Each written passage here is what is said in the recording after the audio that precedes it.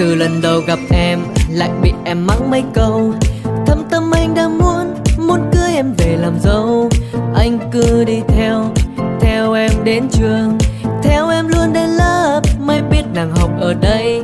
Này cậu này là ai, rình mò gì cuối lớp tôi? Dạ thưa em tên Xuân Dinh. 我个票咕噜送上，个灯杂志让你挑战，那个路像女友她曾经，人这个有蘑菇招贼。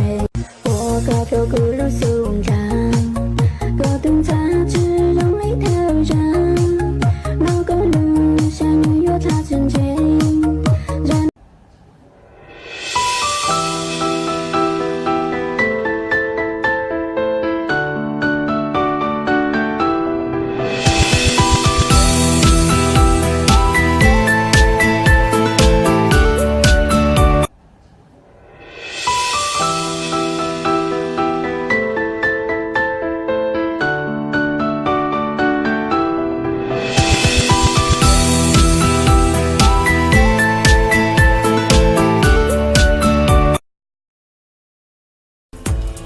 我牵起时钟，少不得的是牵挂。小僧回头了吗？从今生变沙哑，这四下再无他，菩提不渡他。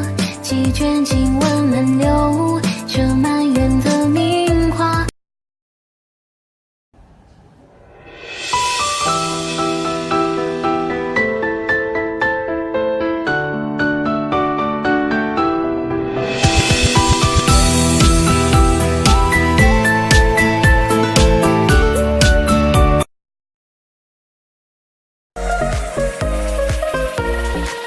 hồng trần lâm ly vạn trang kim chẳng mong sẽ không nhòa đi, và có lẽ trăm năm ta chẳng thấy nàng.